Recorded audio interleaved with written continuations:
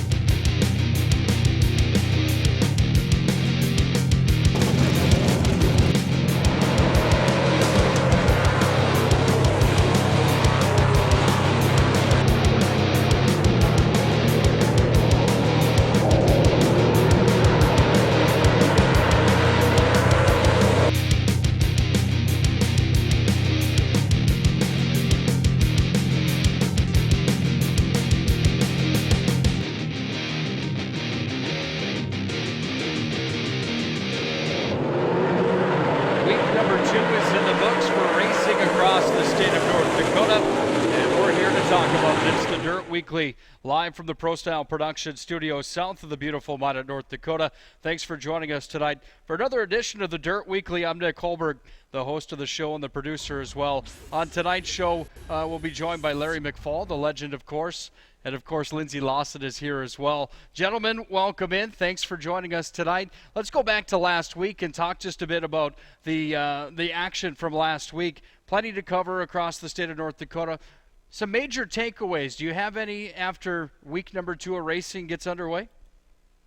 Well, I guess right now all I can say is the racing has been just outstanding. I've had a little trouble with Mother Nature this year with all the wind we're having. We haven't really had any moisture problems, but you know, I think a lot of the racetracks are getting tired of the 45-mile-an-hour wind deal. But boy, the racing's been so good. We had another great night up at the Williston Basin Speedway. I watched Dakota Speedway again on Darn TV, thanks to Brandon Beater. And it was another great weekend of racing, some unreal stuff going on out in Grand Forks. I thought it was a pretty productive weekend for racing in the state. Yeah, I got to agree, Larry. It was, getting things kicked off and getting another one in. Oftentimes, at the beginning of the year, we get a couple of rainouts, and we're not able to get the races in right away, and it kind of gets everybody excited. All the racers get their cars out there, and then you have to wait again. But so far, things have been good. We've got all the races in around the state, and chance of rain maybe in a couple of corners of the state this weekend, but I think things are going to be all right. Plenty to talk about on tonight's show. We're going to talk about our hot topic, which we'd like the fans to tune in and give us their thoughts on our Facebook page at The Dirt Weekly, and, of course, like us on Facebook as well. Conversation going around right now about tires in the infield of racetracks, and I know that you gentlemen certainly have a lot to shed light on this, and some different views on it maybe as well, and then just some ideas on some of the different track stuff going around. So share your opinions on that as we get going here throughout the show tonight. And I know, Larry, this has been a big topic of conversation. Well, I just put the thread up on the Dirt Weekly. It just says tonight's interactive thread. So we'll be following that tonight as we go. So interactive, we want it to grow. Started off a little slow the first week. We had some interactions last week, but we really would like you people to make sure that you tell us what you're thinking and send it to us. And if we think it's legit, we'll mention it. So just so everybody knows it's ready to go on the Dirt Weekly Facebook page. So on the Facebook page, are you for tires in the infield? Are you against it? Let's start there. But let's start with this actually and go around the state of North Dakota with the winners from week number 2 and some good racing action across the state of North Dakota. And we'll start in River City Speedway in Grand Forks at the Bull Ring. First of all, Lindsay, you've been to this racetrack many times. How fantastic is the Bull Ring at Grand Forks? Well, they've got a great thing going over there. That track it's a little quarter-mile track. It's got some nice banking to it. It's always racy. It's always a lot of fun. One of the interesting things that makes that track in Grand Forks unique is that when it was built a long time ago, I remember sitting in the grandstand as a kid back in the late 60s, and the racetrack the racetrack sits right up against the grandstand. That's the neat thing about that place. I always used to wonder when I was a kid, it's like, why doesn't anybody sit down front? And then I went and sat down front, and I got showered with mud because you're that close to the racetrack. I think for insurance purposes, a lot of that has changed over the years, that racetracks are further away from the grandstand, obviously with the danger and the liability of all that. But that track, grandfathered in, when they have that, you can sit right down there and reach out and nearly touch the cars as they go by. So that's what makes it a lot of fun to watch. The closer you get, you get the illusion of speed. I think it means you can feel the thunder, I think. Well, they were filled with thunder with Thomas Kennedy. He ran away with the sprint cars. The B-Mods went to Lance Schill. Brad Sang wins the late model street stocks, went to Daniel Eberle. And boy, it was Kennedy in a runaway. He was fast in the heat race, and this is kind of unheard of in an 8-lap heat race. He lapped the field in his heat race, so everyone's kind of like, ooh, he's fast tonight. And then in the feature race, he just put it on him. I mean, Thomas Kennedy, of course, used to drive the 20K. His dad drove the 21K after his grandpa did, and now he's dropped the 20K. He's running the traditional number now since his dad retired. And I don't know, it seems like he got faster since he did that. Absolutely right. He's the guy to beat. One interesting note, though, is the week number 1 in Grand Forks at the River City Speedway. Mark Dobmeyer won it going away. Mark Dobmeyer had an option to race in some different places. I believe it was in Jackson, Minnesota, and also down at the Badlands Speedway in Huset's Speedway, it used to be called. So it's in Brandon, South Dakota. So he opted out, but Mark Dobmeyer went down there and won a big payday down there. I believe that was in Jackson that he won. So when those two, would be interesting. Their paths will meet this year. Those two guys are going to be a lot of fun to watch at River City Speedway. Let's talk about some non-sprint car racing now as we go down to the capital city and right across the river to Mandan to Dakota Speedway. Jeremy Keller wins the modifieds. He might be on that darn TV power rankings for week number 2. He was for week number 1. He wins the modifieds down at Mandan. Street Stocks went to Chris Michelson, having a great season again as Michelson. Hobby Stocks went to Jeremy Englehart. The Legends were won by Donovan Weist. Sport Compacts went to Jason Berg. On to Tri-County Speedway now. B-Modifieds went to Lauren Johnson. Hobby Stocks went to Kurt Michelson. Stock Cars were won by Dylan Bitts. Street Stocks, Chris Michelson the winner there. Troy Hoff wins the Legends. On to Williston. You guys had the pleasure of calling this one. Travis Hagen, the dark horse. He's on the map right now. He wins again in the modified division. Joe Flory, 2 in a row for him. Flory wins there. Dana Brandt, big weekend for him as well. And how about Eric Lautenschlager? He had a hat trick on the weekend. This was win number 2 on the weekend there. Yeah, that was an unbelievable night of racing. It was got a little crazy towards the end. Right in the modified A main was rolling out. The lights went out. Actually, the back straightaway lights went out. In order to get those back on, they had to kill the front straightaway lights. Then they wouldn't come back on. And the modifieds were parked, sitting in their cars down in corner 1 for probably 15 minutes, probably. And at that time, a storm was blowing in from the west, and the winds were picking up. It was pretty crazy there towards the end, but Travis Hagen, once again, and your interview with him down front afterwards, I think the main thing for Travis on this night was patience. Yeah, exactly. He knew that he was a little bit better than Wayne Johnson, who had led from the drop of the green flag. And I talked to him about that. He said, I could get into turn number 3 just a little bit better than him. He said, I just had to wait it out, and being patient paid off. He waited for his opportunity, snuck by on the low line, and took it onto the checkered flag. We'll hear that interview and Sounds of the Week coming up in just a few moments. On to Devil's Lake and another night of racing. Boy, they've got a big one coming up with the USMTS Touring Series coming up. We'll talk about that later in the show. But on this night, it was Trey Hess that won the Pure Stocks. B-Mods went to Eric Haugland. The Mini Trucks went to Tina Person again. Hornets went to Chase Golay. Street Stocks were owned by James Tandeschi.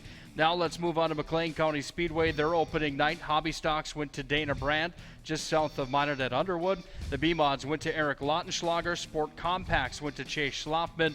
And the stock cars were won by Eric Harpole on the weekend. Then to our home track, the Playground of Power. Boy, the big show was back. He was down trying to win $50,000.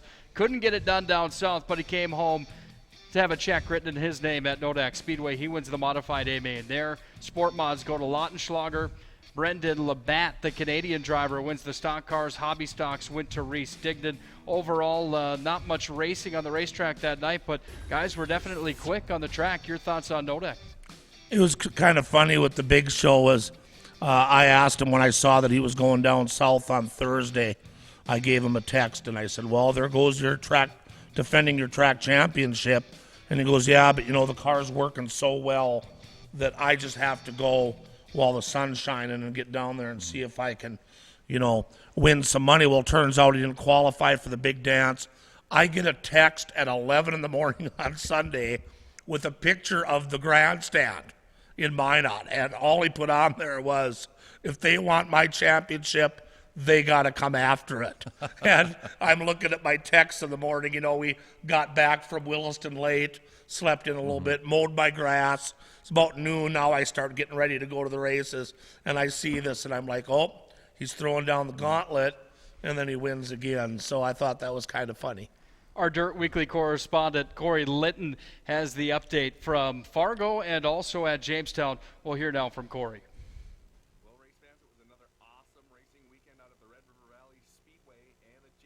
Speedway, and actually last Friday, May 12th, at the Red River Valley Speedway, there was a passing clinic going on out there where Jesse Sklicki came from 18th to 1st for his second win in a row in the IMCA Sport Mods. In the Legends class, Tim Estenson, he also went from 10th to 1st, picking up a win there as well. In the Super Stocks, Corey Taman got his first win in about 6 years out at the Red River Valley Speedway. And in the stock cars, Duffy Fromke accidentally blew it off of corners 1 and 2 towards the later stages of the race, came back to win it with a last corner, last lap pass by only .036 at the line.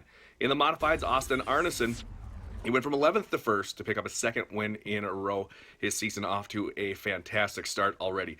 Back in action this Friday, May 19th at 7 o'clock. And we move on over to the Jamestown Speedway. That was Saturday, May 13th. The Bombers were won by Billy Carroll in the 7C. The Midwest Modifieds, the Nightmare, Lucas Rodin, picked up another win. Second win of the season, but second in a different class, too, as well. Junior Slingshots, Reese Eckert in the B3. Senior Slingshots, Ray Bentz picked up her first win in the 27. And Street Stocks, after leading early and dropping back late in the middle of the race or so, Billy Christ in the 79 came back and picked up the feature race win. And he told me in Victory Lane, I just got mad and drove the hell out of it. And then in the modifieds, from 11th and by only .272 at the line, it was the 87H of Brad Hardigan picking up an awesome win. Back again this Saturday, May 20th at 7 o'clock. I'd like to see everybody out of the racetrack. This has been Corey Litton for the Dirt Weekly.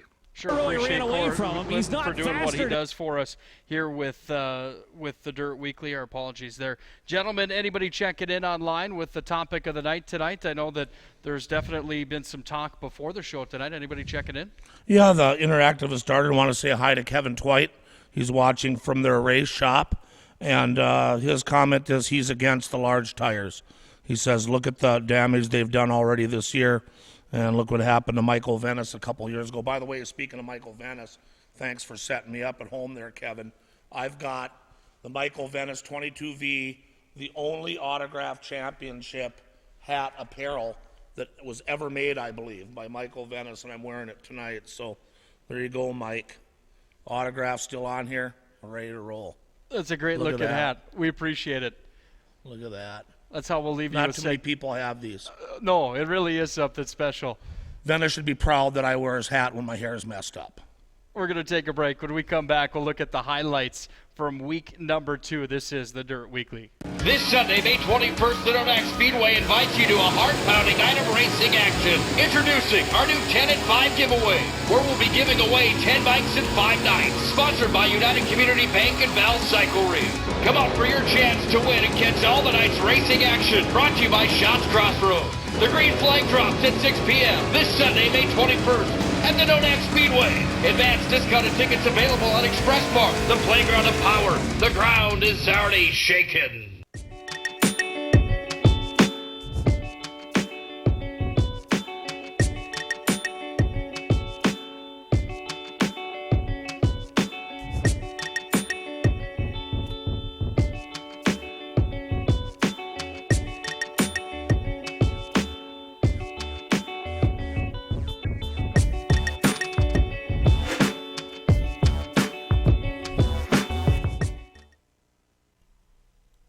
Back on the Dirt Weekly, we are ready for the highlights now of week number 2, and plenty to look for here. Gentlemen, when we watch the highlights, I want you guys to start thinking about your best and worst of the week. That segment coming up at the end of the show tonight, so start thinking in that direction. Definitely plenty to show you from week number 2 of racing.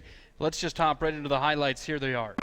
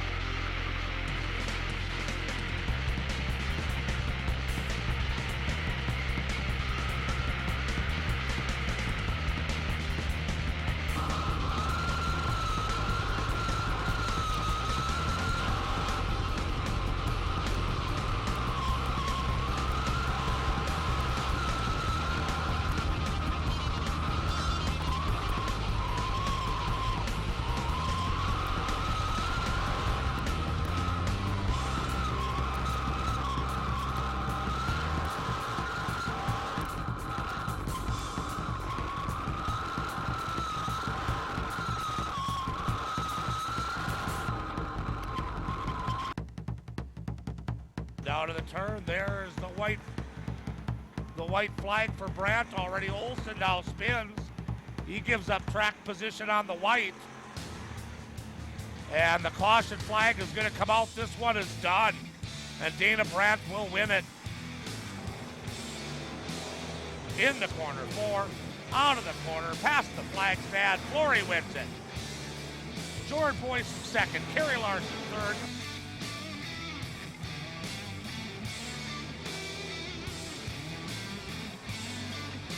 Hagen down into 3 and 4 for the final time. Johnson trying to make a run at him. The checkered flag for Travis Hagen. Wade Johnson will take second. John Flory in third. Two, they are side by side. Michelson, Volk, Frederick, and here comes Royce Chalowski to join the mix as well. It is 4 cars under blanket. Oh, contact between Frederick and Chalowski. But up front, who's it going to be at the line? Give it to Chris Michelson. Michelson is your feature winner tonight in our Soda Street Stocks. The middle of the track, Donovan Weiss is hugging the guardrail down low. They are both on the low side, and here comes Donovan Weiss, but Drew Papke to the high side as well. Donovan Weiss is now your leader. Drew Papke to the high side. Does Papke have anything for him or Troy Hoff? Hoff flies it in on the bottom. He's looking for a way around Donovan Weiss, but across the road Honda start finish line. Give it to Donovan Weiss. Larry in second. Then it is the number 18 machine of Kurt Michelson along with John Gardner Jr. Coming out of turn number 4. Here comes McCleary, but Engelhardt has him covered. Across the road Honda start finish line with a capital trophy checkered flag. It is Jeremy Engelhardt, your fan. It's still about 5 car lengths between your top 2 cars as they go through the back straightaway onto 3 and 4. Does Wilson have anything for him? It doesn't look like it as across the Honda start finish line with the Capital Trophy checkered flag. Give it to Jeremy Keller. Spencer Wilson takes home second. Mark Dahl third. Travis Olheiser from 19th to 4th. Ken Dignan, hang on. Zach Lutz right behind him as they go down into quarter 2. Lutz will have one more chance to make a move. Marker car in front is Gowdy. Protecting the inside is Dignan. That's the only place Lutz feels he can go. Dignan is going to stave him off. Battle for 4th place. Flory wins that battle, and he's going to unhook the plow. Race is on. Checkered flag in hand. Out of the corner, past the grandstand. Lamont hangs on for the win. Opened up about 4 car lengths in front of Beater. Roselli in 3rd, Lazat 4th, stretching in 5th. And Eric Lautenschlager now with 2 quarters left to go. Out of quarter number 4, past the flag stand. Eric Lautenschlager wins it. Drop the hammer, it's race time.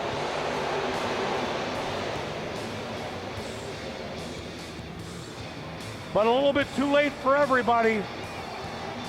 Out of the corner. Well, it's the big show. Nice calls there, gentlemen. Good job to Mr. Larry McFall. Good job to all those winners in week number 2. Any highlights there really stand out, gentlemen? I mean, obviously, a lot of Eric Lautenschlager, a lot of Dana Brandt in the mix. There's some guys that had plenty of wins on the weekend.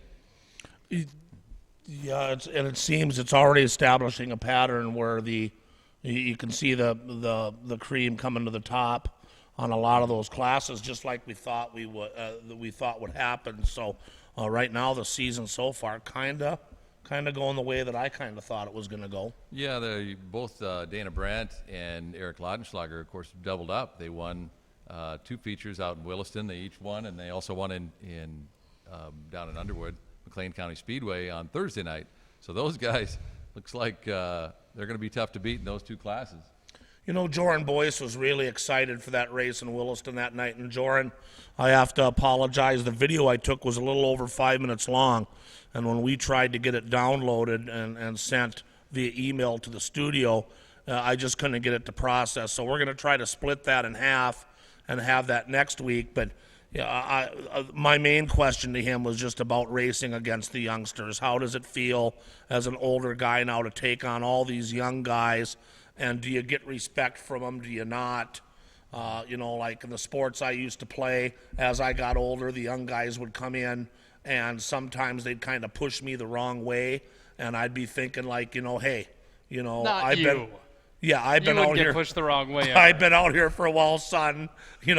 Don't come in and take a 5-foot slap shot with no defense on you and score and then dance in front of me. That's not how this is going to go down. But we'll have that. And it was just pretty neat that he took second then after that in the A main again, almost pulled off a win. So we'll try to get that, make sure we get that queued up for next week. Here's plenty of other guys from across the state of North Dakota and their thoughts on their weekends and some interviews from Victory Lane. There you go. Thanks. Well, after one of the more dominating heats that we've seen in a long time, the driver of the 21K Kennedy Floorings.com, Torx Finest Auto Body, car Thomas Kennedy, Boy, I tell you what, you were walking away from these guys in this feature, and then you got wadded up a little bit there right about the last lap. And could you feel them coming? You said maybe you saw them? Yeah, I knew that I got held up there for a few laps, and I seen the 2 car come underneath me and won. I knew that I had to do something in order to win, but luckily he didn't get past me, and I won. Yeah, started 12th, got around a couple at the start, and just took my time and tried not to make any mistakes. The track was really slick, and luckily I got around Spencer at the end. Yeah, tell the fans how persistent you had to be running that top groove trying to get around Spencer, especially pinching you off a couple times in the back straightaway. Yeah, he wasn't really pinching me off. He was leading. He can run wherever he wants, but the way he was running his line was about perfect. I knew I couldn't get him on the bottom, so I knew I had to try to get all the way beside him on the top, and it just took some time to get enough room to get by him, and yeah, luckily we got it done. Lucky. That's about all I can say. Lucky. Nobody went to the top and left it wide open, and thought I'd go and try it out a little bit since I figured they just watered. There's got to be something there, and it was about a line down, and I don't know. it was luck. It was pure luck. You know, I've always wanted to kind of venture out a little more, and you know, you always see more of it on, you know, darn TV and YouTube and whatnot, and they always put on a real good show, and I decided why not make the switch.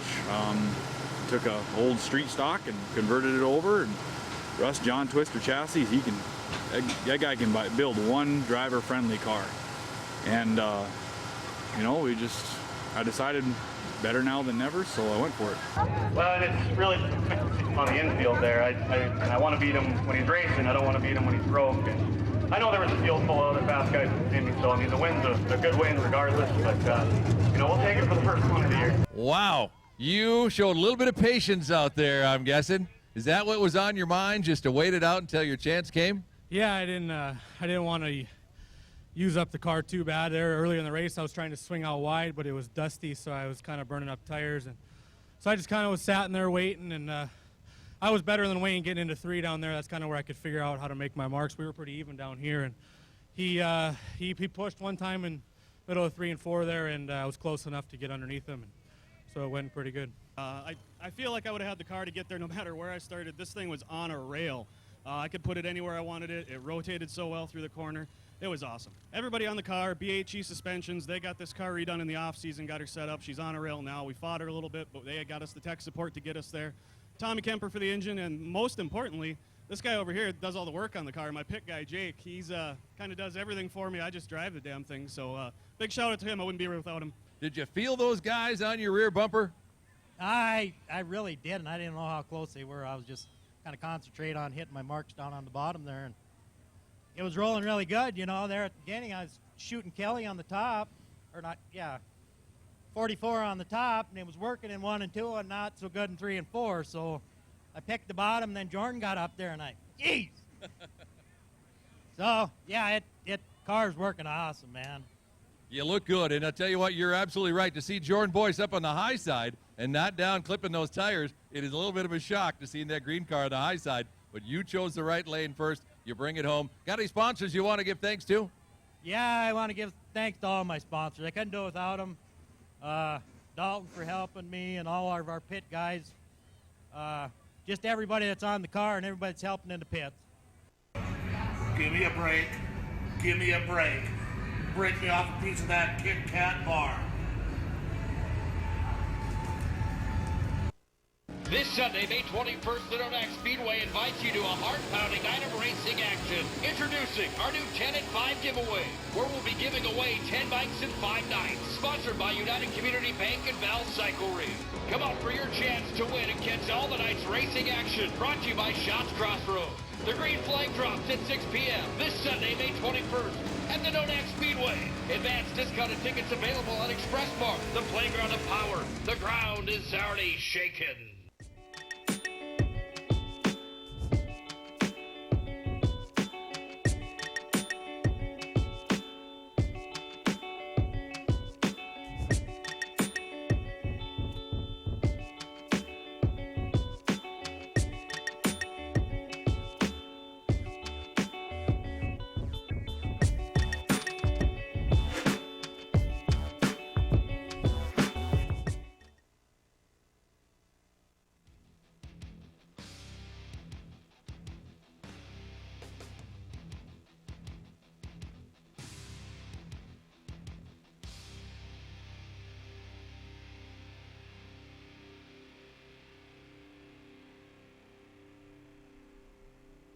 Well, back to the Dirt Weekly. We probably don't need to ask you, Larry, what kind of endorsement dollars you get from our friends at Kit Kat, but my oh my, that was my favorite sound of the week, I think, that we had there.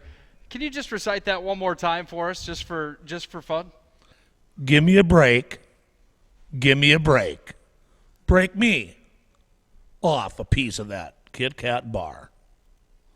Actually, I just save all the receipts, Nick, through Lindsay making contact with the sales rep in Denver. We just send them the receipts of all the Kit Kats I buy, and then I just get reimbursed. So it's basically I don't get paid for it. I just get free candy. Yeah, I mean, that's the way to do it, right? Oh, absolutely. Absolutely. And I only have them on the show and on race nights. I don't ever eat candy any other times of the week ever. It's on race nights. No, what are you shaking your head for? Seriously. And the whole off season, I never have candy. It's just during the race season I do Kit Kats. Never would have known that. Well, no, you can't tell. My physique and everything. That. By the way, how do you like my Michael Venice hat? Don't change the subject. That's pretty nice, isn't it? Time to talk history now, gentlemen. And obviously, Larry, you're going to go down in history, obviously being endorsed by Kit Kat and all that sort of good stuff. Tonight we're talking late models, an old school late models back at the Playground of Power across the state of North Dakota. You guys have been around this for so long. How much has the game of racing itself changed? Before we talk about the race cars themselves, we've got some great pictures tonight that Larry dug up. But in a nutshell, how do you even start to describe the difference from then till now and the way the game has changed so much? Back in the day, they had a lot of them were based on stock-bodied cars, stock frames. A lot of that stuff was all, what you'd pull a car out of the junkyard and just like the evolution of every class, it just continued to escalate, and all in the name of speed. Everybody wanted to get to go faster. The tire technology is one of the biggest things that came about. Even back in the day, back 30, 40 years ago, those guys were producing a lot of horsepower, but those cars were so heavy. And a lot of the technology has gone to lightweight parts, and the tire technology has gone a long way. There used to be times that those tires would last, half a season, and now sometimes they last half a night. So that's a big part of it too. Well, the racing, as far as I know, starting back in the 50s, was pretty much old coupes that the guys could put together, and they had an A and a B depending on what size motor was in it. Now, when the super modifieds came along, the guys were kind of just making their own bodies over the cars, getting rid of the coupe and actually making a special sprint car body. Then they decided to start throwing wings on top, and that just evolutionized from there. In the 60s, the hobby class was just pretty much old 50s model cars that they just knocked the windshields out of and the headlights, but the car was the car, and as Lindsay said, they were very heavy. Well, what I like about what we're going to be showing about the late models, what I liked about them, I was disappointed when the sprint cars left the Nodak Speedway in 1976, because to me that was life. Hobby class was just something that, to me was okay, but the sprint cars is where it was at for me. So there was a couple years there when we just had the hobbies, and they tried a couple other classes, and I wasn't too into it. But then when these late models rolled around, and what I liked about them is I owned a 77 Camaro, and then I owned a 79 Camaro, and these cars were just stripped down cars of the same. They're out there racing cars the same year make that I was driving brand new out on the street, right, which was pretty weird. But they were just like the real Camaros. Now you see those in the Enduros that we have at the North Dakota State Fairgrounds. Mike Durham's been racing one of those old Camaros for years out of Watford City. Well, those are the car bodies that I remember, and some of these pictures are basically just regular Camaros. There you can see Rick Auckland. This is probably circa 1982. By the way, thanks to old time racing photos on Facebook that I pulled these off of to make sure, give them some credit also. But remember Rick Auckland coming in the 80s and just dominating? Well, the only thing that I see here is that the PBR logo really hasn't changed much. No, it has not, and neither has the beer. It tastes exactly the same it does, as it used to. But Rick Auckland started coming in the early 80s, and I've got the newspaper clippings. Auckland wins. Auckland wins again. Auckland wins. it was just amazing. So it took me at least from my old super modified and sprint car years into the mid 70s, and now here early 80s, I've got something else to cheer for because these dudes are driving the exact same looking car that I came to the races in. So that to me was something that I always remembered. Yeah, the interesting thing about some of these cars is that the evolution of the aerodynamics, as we'll click through some of these photos, you'll notice the different configurations of the rear wings and spoilers and sideboards, and this is just a small sample of the things that were going on throughout that whole late model era and across the country. Things get really carried away across the country. You'll see sideboards if you look at some old photos from around the country and even around here, that there's big 3-foot tall pieces of plexiglass going down the back trunk of these cars. Oh, excuse me, Lindsay, that 13, by the way, we didn't say who that was. It's Bobby Simmers out of Jamestown. He was a big runner for many, many, many years. And then I think the next one you had became my hero, Jack McDonald out of Eldridge. And a lot of McDonald's cars didn't have that scoop on the back. Right. So this is kind of a late, you put that, I don't know if you want to call that a scoop, or you'd probably Spoiler. know more. Is that you call that a spoiler? And of course nowadays anything's for sale. And you know what? I don't think he sold that car though, because somebody put a picture on Facebook from 2014 that they saw that old car sitting in a tree row on Jack's land off the highway down by Eldridge. So never did sell that one. I don't think it's still sitting in the weeds. Kind of a sad story there. That 114, that was John Gall in the Pepsi Challenger. So that was probably early 80s as well. That's just a 75 or 76 Camaro there. But now they've added that spoiler. There's and my you old know pal, who that is. my old pal Tom Corcoran. He was one of the first guys to use a letter along with his number, that T1. He was frustrated with everybody having the same number.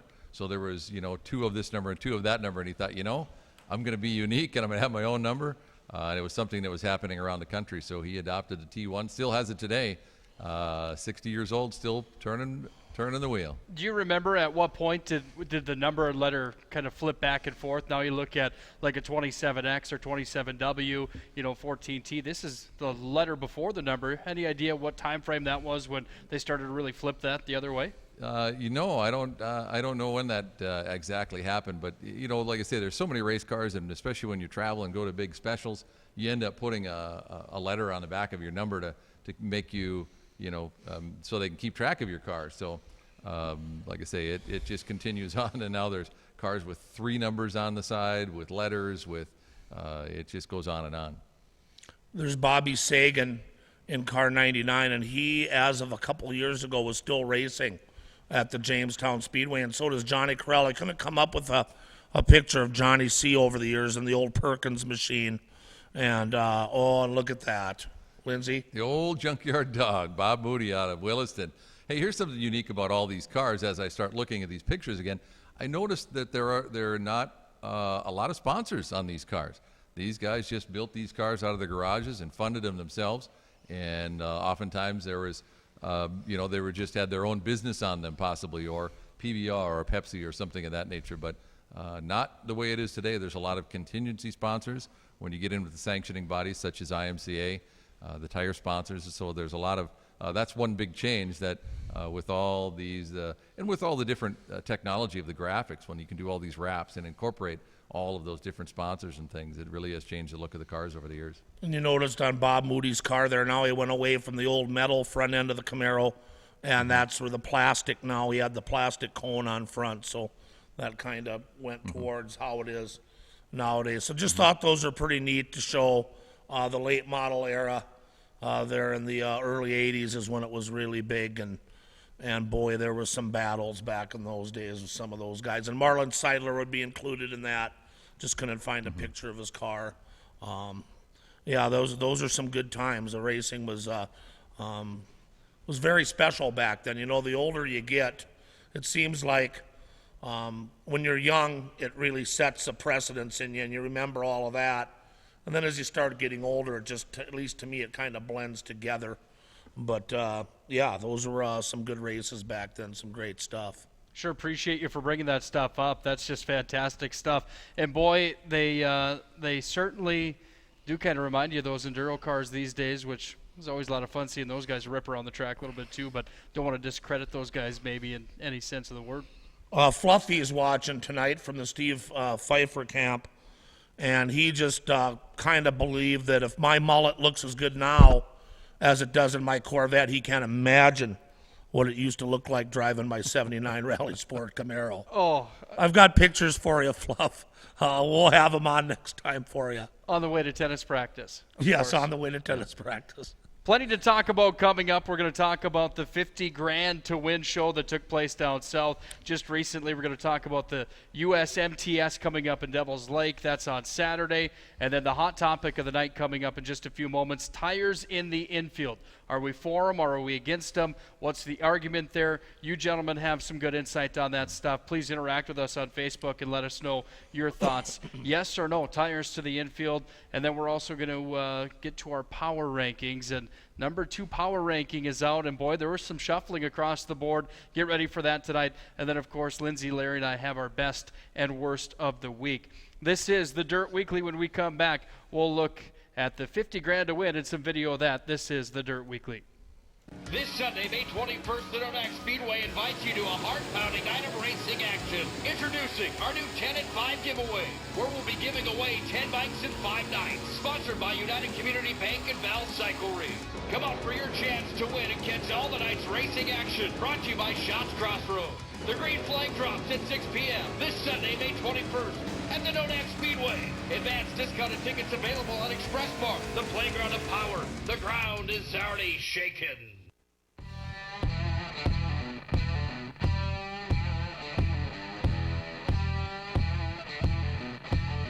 Pro Style Production Studios, the home of the Dirt Weekly, each and every Wednesday night here south of the beautiful Minot, North Dakota.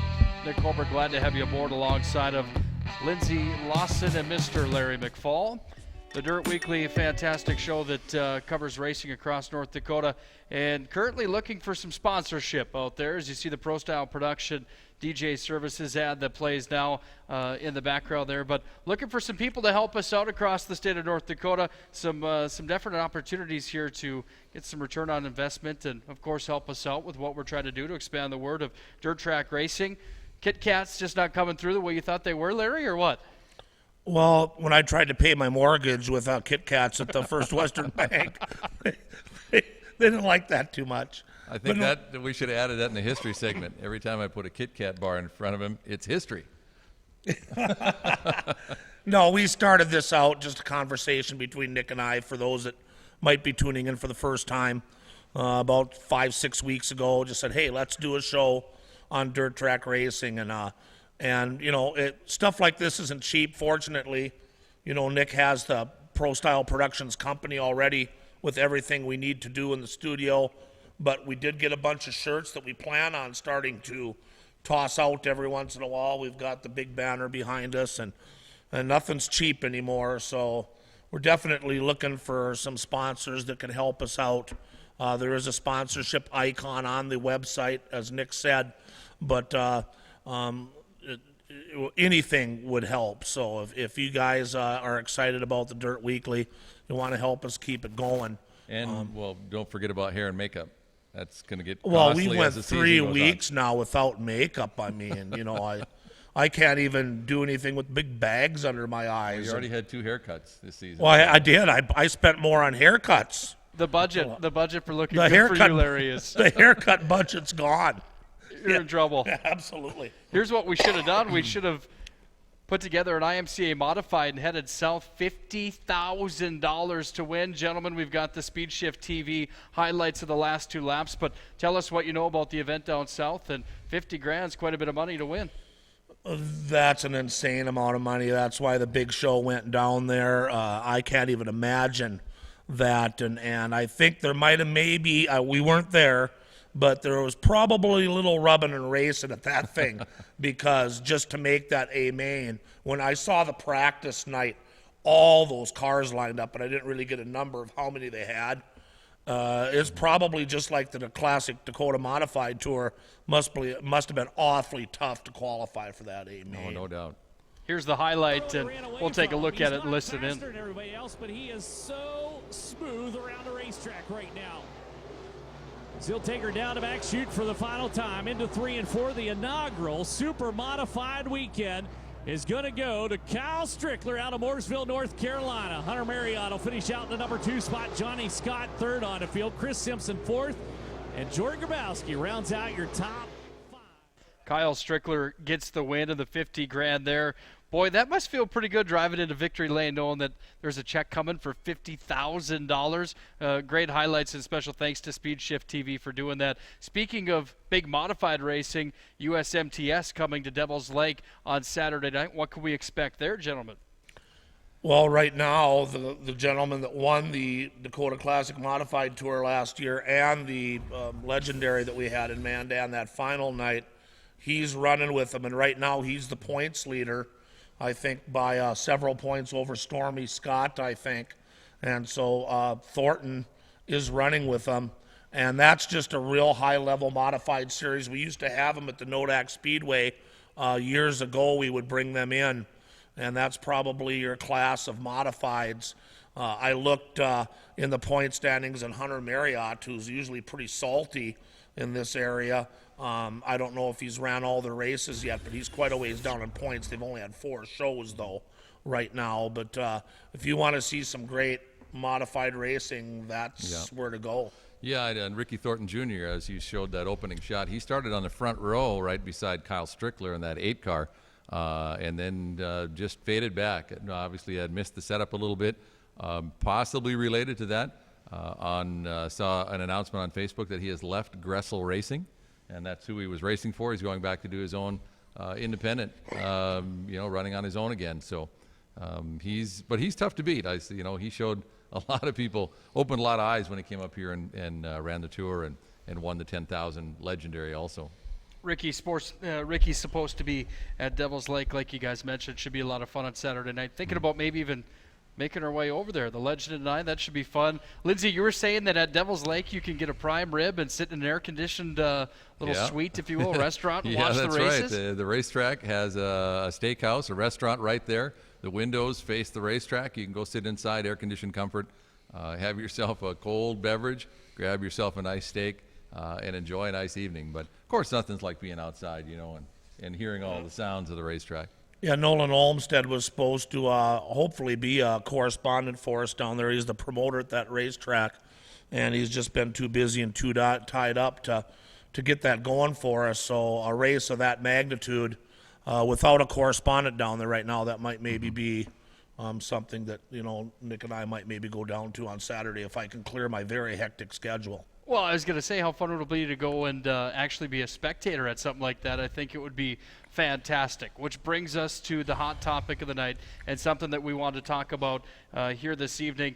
Gentlemen, almost running out of time here, but we need to talk quickly about our hot topic of the evening here tonight. And, boy, let me tell you what, tires on the infield is certainly something that got brought up on Facebook after a dusty night at Nodak on Sunday night. Gentlemen, your thoughts overall on the tires on the infield? Yes, no, maybe? What's the fix? And is there a solution? Is there something that could be done differently, or is this the way to go? Well, if you look around the racetracks around the state and around the country, there has to be something that protects the people in the infield from the cars. Also, there needs to be something that keeps the cars out of the infield. Race car drivers will take the shortest way around the racetrack that they're allowed to. And in our situation here at Nodak, there's some light poles on the infield, so you have to have something in there to kind of draw the line. Over the years, they've had the tires buried, as you mentioned, Larry, back in the old days, and some tracks still do that. Some of them cut a big kind of a ditch and a berm down on the bottom of the racetrack that keeps the cars from getting too far in. There's guardrails, there's concrete walls, there's a lot of different ways, and of course, nobody, as soon as you run into them, you don't like them anymore. But yeah, something, like I say, it's not a perfect solution, but Larry, you know more about the purpose of some of the tires that are protecting some things that maybe people don't know about at the Nodak Speedway. Well, I talked to Brandon Beater a little bit earlier tonight. He was in the studio here with us, but unfortunately, once again, he couldn't be on with us because he had to get back down to the Speedway and help work on the track. Excuse me. But he did tell me that they have 3 spots there at Nodak that have to be protected by those tires because we have an unusual situation at our speedway compared to all the others. We've got a big stage for the North Dakota State Fair and a big concrete slab under the front straightaway that's very wide, almost takes up the whole front straightaway and funnels down to the stage. So we have water sources, we have drainage ditches that must be protected by those tires. Their cars are going to hit the drainage ditches. They're going to hit the concrete stage. One of them's protecting a water hydrant type setup that they use. So the Nodak Race Club has to work with the state fairgrounds on the configuration and the stuff around the track, and something smaller isn't going to cut it and protect that stuff. So it's kind of a it's a win-lose situation. Anything they try to do, as you said, if you bury tires, they're going to take out oil pans. Then there goes the motor because you didn't know you just ripped off your oil pan on one of those tires. So either way, the only thing I think, if it's possible to maybe do that, you might still destroy the bottom of the car, but I think the driver's safety might be in a better situation than a big tire. But Nodak can't do that because of what I just said. So it's kind of a tough situation of what they can put there. Other tracks like the Basin, they probably could do something else. They don't have anything down there really to protect, and no one's down in the pit area except the 2 corner judges. But it's a tough topic. Everybody checking in tonight. Mason Eisenzimmer, he's against the tire. Kevin Twites against the big tires. Chris Ellis, by the way, checking in from working out on the oil field. Nobody likes the situation, but I just don't know what else could be done. So it's just a deal where you're going to have to know what's there and be careful when you go down low. Absolutely. Sure appreciate you guys sharing your thoughts with us here on that. And it's obviously a tough conversation to have about some of that stuff. And my big message to the fans would be this on the dust issue the other night, on the tire issue at Nodak Speedway. I guarantee you there's a group of gentlemen at Nodak Speedway that's definitely trying, and that would be my message to the fans. A guy like Brandon Beater, if you have any relationship with him at all, you know that the best interest of that racetrack is number one up here, and he's doing everything he can, and I truly believe that he's doing the best that he can there to make that thing work. And not an easy job. That's not one that I'd want to be doing. He's at the racetrack right now putting water on the track on a Wednesday night. Right. Yeah, he is. He's, the whole crew down there has worked hard. And unfortunately, for everybody to get ripped about 1 week, I think is very unfair for the fans to do that. And it kind of touches me a little bit because my job for a living is to maintain 3 sheets of ice at the Mesa Arena as the ice operations director. And sometimes the conditions in the building aren't right. Something might go a little wrong. You might have a soft sheet one night or maybe too many grooves in it. And then same thing, we hear about it. And we try to keep it in as good a shape as we can. So it's not a dirt track, but I know what they're going through, and it's kind of unfair to just take 1 week and claim that you're never, ever, ever coming back again as a driver. So while you were in your office getting the final stuff put together on your computer, I was showing Lindsay some of these old pictures that we're going to show on the night that we have the sprint car guys here. And I showed them a picture of the very first year at the fairgrounds in 1954. And they're coming out of corner 4, and the dirt's going up in the air. And Lindsay goes, see? There's been dirt since they started. Well, that's just it. When you race on dirt tracks, there's a very good chance there's going to be some dust. So, yeah, folks, be patient. Give them a break, and hopefully things will get better. Mother Nature has not cooperated so far this year. Good message. When we come back, we've got new power rankings, and we've got our best and worst of the week. This is the Dirt Weekly. When you need a windshield chip repaired, Why settle for just professional service when you can receive personal service too? At Choice Auto Glass, we take a hassle-free approach to replacing cracked and broken glass on cars and trucks by working directly with your insurance. But it's more than that. It's the attention we put into making sure your vehicle is returned to you clean and in proper repair. Choice Auto Glass. We're not the only one. We're simply the best one.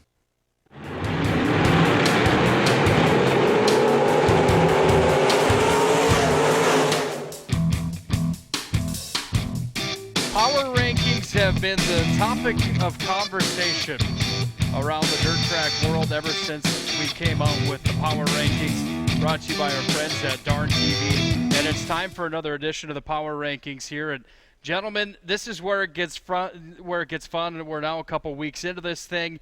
There's going to be some transitions on this list. There's going to be some shuffling in and out. Are you ready for Power Rankings edition number 2? When does the disclaimer graphic go on the screen that says these are ranked by Brandon Beater and Darn TV? Is there a graphic for that? Or? Well, I was just going to say that this is he's compiled a team of professionals to pick this. Oh. I don't think anyone. He might have gotten in a little bit over his head on this thing. They might be headhunting him after week number 2, but let's take a look at him. We'll start with the IMCA Hobby Stocks. And this, of course, if you're watching elsewhere across anywhere besides Western North Dakota, this is basically Western North Dakota and the top dogs in the West. Here they are. Dana Brandt, number 1. Tomlinson, number 2. Andrew Birch, number 3. Zach Lutz, who hops all the way up into the number 4 spot. I don't believe he was mentioned even before. Riley Raynard stays in the top 5. Watch list, Reese Dignan, he just won at Nodak. Adam Goff, a couple wins on the year. Trevor Haas doing real well. And Levi Runge. Gentlemen, what do you have here? Do you have yes, no, maybe? Is there anybody on this list that's a surprise? Anybody that needs to come off this list? Overall, what's your thought? I think he's hit that one pretty much spot on. He's picked off the guys that have won multiple A-mains, multiple feature events, and the guys that are running up front. So that one looks like he's hitting that one spot on. You know, one of the interesting things, of course, about those rankings is that if you're not on the list, it has provided a little motivation for some of our drivers out there. So there's one way to get your name on the list, and that's go out there and win. Yeah, Dana Brandt with 3 in a row, I believe. You're just not going to argue against that right now. Some of the Zach Lutz, what a great run up in Estevan, winning that, taking second in Williston, running good in Minot again.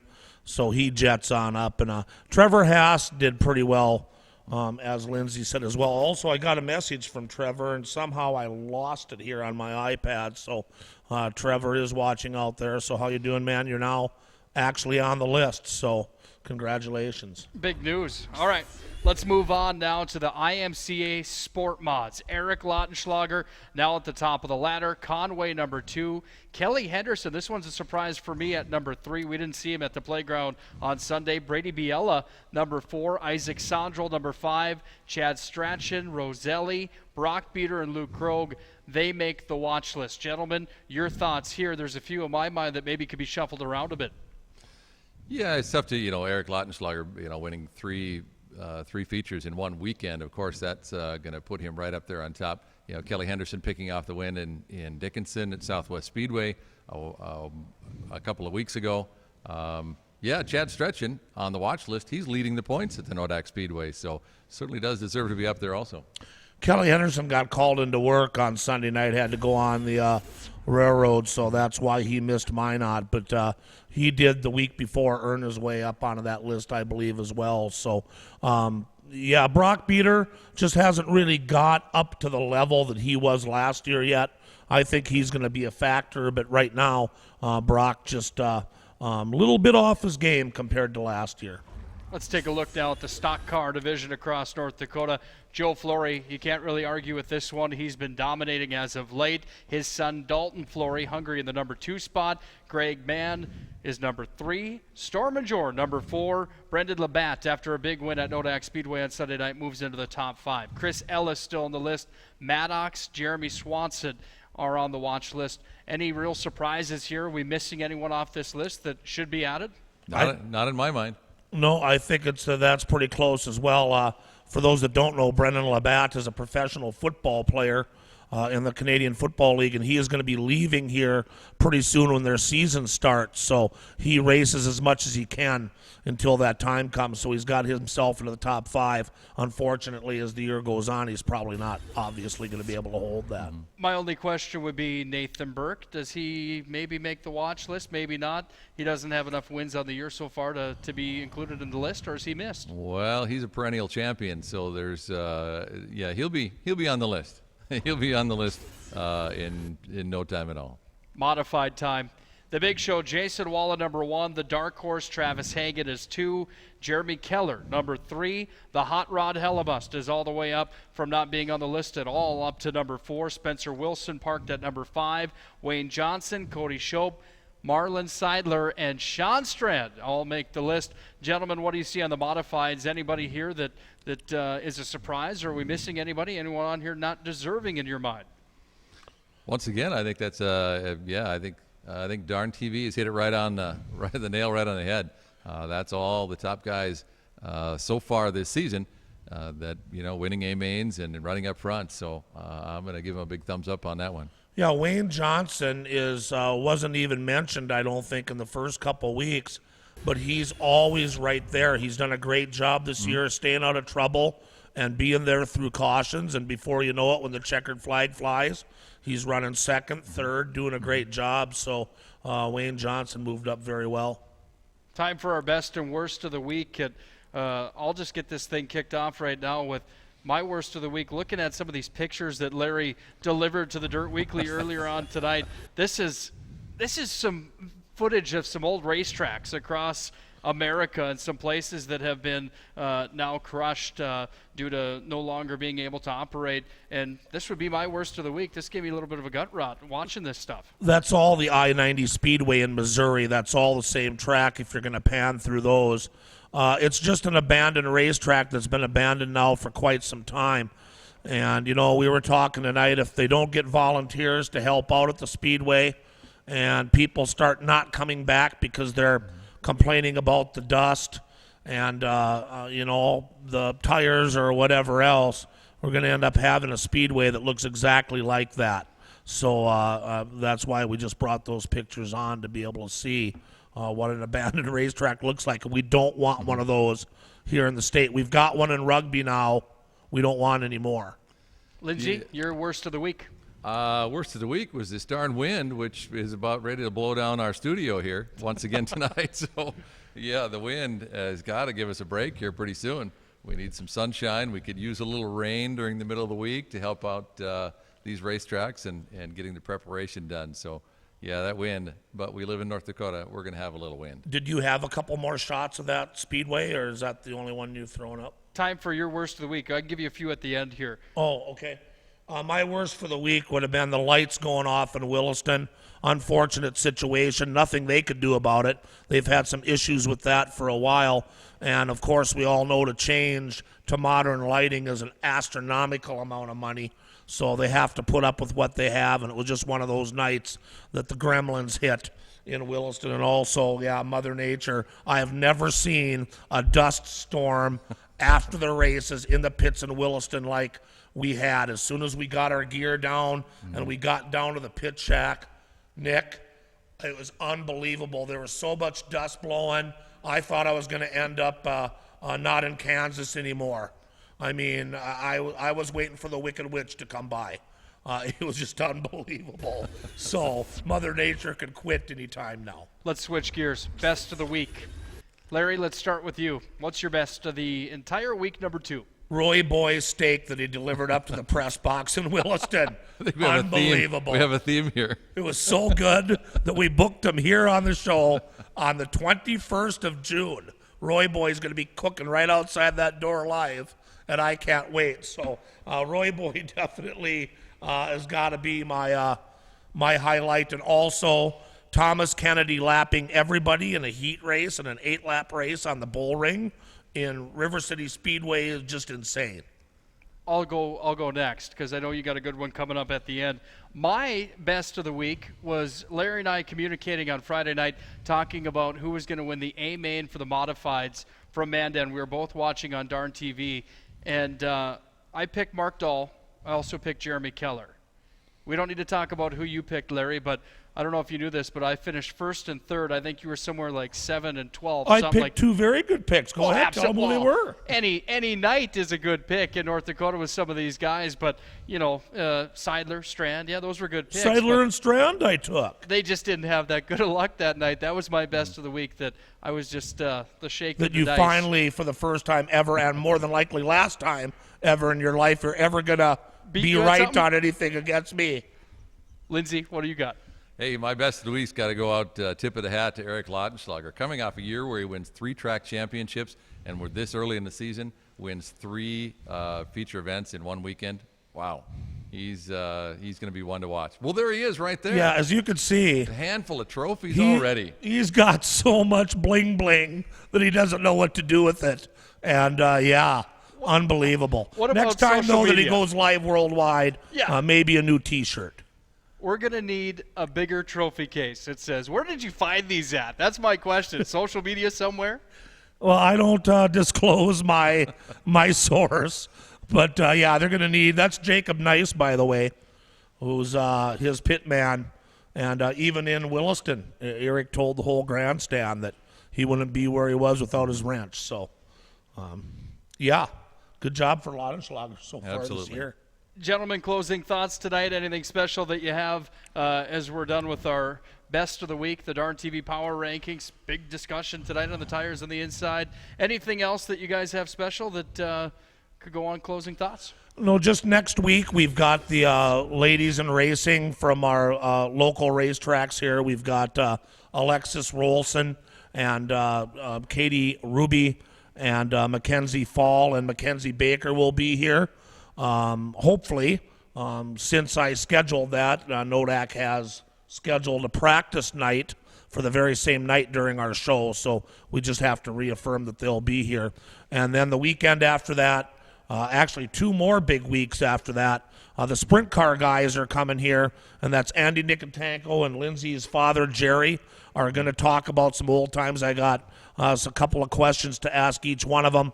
And then we'll have, I believe, Dusty's sprint car. I think so, yeah. Will be here, and Kevin Lawson, Dusty Lawson, and Greg Nicotanko will be in the conversation there with Lindsay as well. And then to top it all off, on the next Wednesday show on June 7th, it's the Larry McFall 59th birthday extravaganza show, which I'm sure you've already planned out, Nick. Yeah. Kiss is coming. Kiss in the studio. Kiss in the studio. Thanks for joining us tonight for the Dirt Weekly. Are we done? Kit Kat bar. Does Larry get any Kit Kats tonight, Lindsay, or did he not? Well, let's see what we got here in the archive. Let's see. I think he did a pretty good job. I thought I had my moments. But what would you say you deserve here, Larry? I'd love I to think know. that's at least a 4 out of 5 Kit Kat bar tonight. Oh, okay. I came up pretty big tonight. Well, that's where we're going, Larry. 4 out of 5 Kit Kats again tonight. We still got a little work to do to get a perfect score. So seriously, keep practicing.